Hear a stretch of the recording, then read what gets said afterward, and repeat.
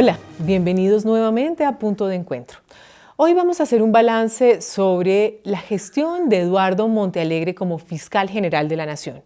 Para eso tengo unos invitados muy especiales para el programa de hoy.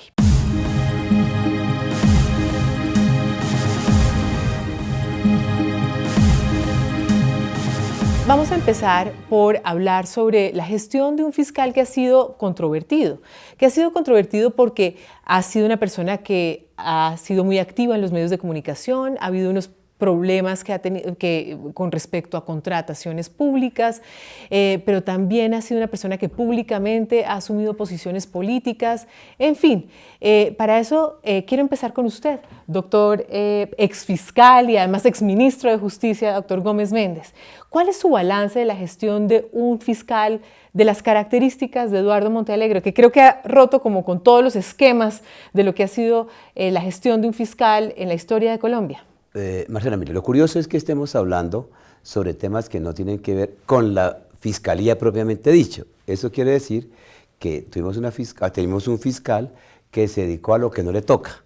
Según la Constitución, lo que un fiscal debe hacer es acusar, investigar y acusar ante los jueces a los criminales. Eso creo que el señor fiscal Montealegre lo dejó de lado y se dedicó a otras cosas. ¿Cómo comienza su gestión? Él es elegido para un periodo institucional de 18 meses, que era para terminar el de Vivian Morales. Y al día siguiente dice, no, me quedo 4 años. Y entonces comienza el lobby en el Consejo de Estado, logra que el Consejo de Estado cambie su jurisprudencia y diga que el periodo es personal, y entonces él se queda. Consecuencia de eso, terminan los periodos de los consejos de Estado. 3 de los que votaron por esa prórroga terminaron siendo contratados por él con contratos de 300 y de 500 millones, que me parece que esos contratos son todavía mucho más escandalosos que los que se le atribuyen a la señorita Natalia. Pero me parece que lo central es que se dedicó a lo que no era. La Constitución dice que los funcionarios públicos solamente pueden hacer aquello para lo cual están expresamente autorizados. Bueno, muy bien, doctor Augusto Ibáñez, pero también ha habido elementos que están ligados directamente a su competencia.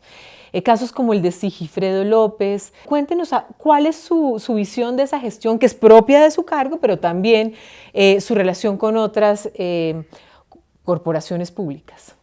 Mire, Marcela, el tema que creo que es más fundamental sería dividirlo en dos. Uno, en la llamada modernización de la Fiscalía, que aquí el exministro no quiso firmar con muy buen criterio. Esa fue una reforma absolutamente absurda, en donde se llenaron de caciques y muy pocos indios, es decir, la investigación criminal, que debe estar en manos de técnicos y de fiscales, se convirtió presupuestalmente en un organismo mega valorado, con un presupuesto inenarrable y que realmente se fue gastando simplemente en asesores de carácter personal y en lo que llaman embajadores. Ministro, usted recordará los 4 embajadores que tiene la Fiscalía, que no tiene Fiscalía alguna en el mundo. Y hablando de esa reforma de modernización de la Fiscalía, él dice que uno de sus mayores legados es la unidad de análisis y contexto. Eso ha traído resultados positivos, ha hecho más expeditos los procesos, ayuda a que sean más fidedignas y más informadas las posiciones que la Fiscalía tiene frente a los diferentes delitos. Mire, primero, como decía el doctor Augusto, lo de la reestructuración fue un fracaso absoluto, cosa por la cual yo no estoy de acuerdo. Entre otras cosas, que creó una universidad en donde se votaron 30.000 millones de pesos a la basura. Y lo que queda es decir, no, es que se creó la unidad de análisis y contexto. Eso es un cuento chino. Eso no es nuevo. Siempre ha existido en la Fiscalía lo que llama la unidad de información y análisis criminal. Esto fue una frase nada más, claro, una frase con una fronda burocrática. ¿Y dónde están los resultados? Pues el gran resultado, el último que mostró antes de irse, fue el de convencernos con esa gran unidad que el ELN había tenido que ver con lo de Machuca y que el ELN había volado el tubo.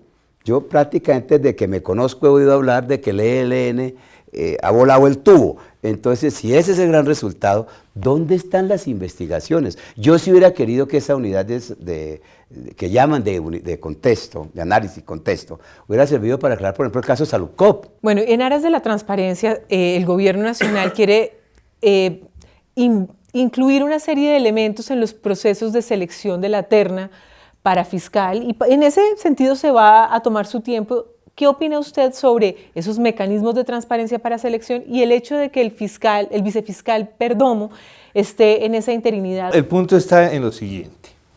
El presidente de la República no debe entregar el fuero presidencial. Y me parece absolutamente, por lo menos llamativo, que lo haga, porque es que cuando la Corte Suprema de Justicia tantas veces no logró los 16 votos en la época del presidente Uribe, siempre se dijo que el presidente tenía el fuero presidencial de presentar la terna. Y jamás hubo una tropelía por parte de la Corte insinuando ni siquiera un nombre, porque jamás se hizo eso.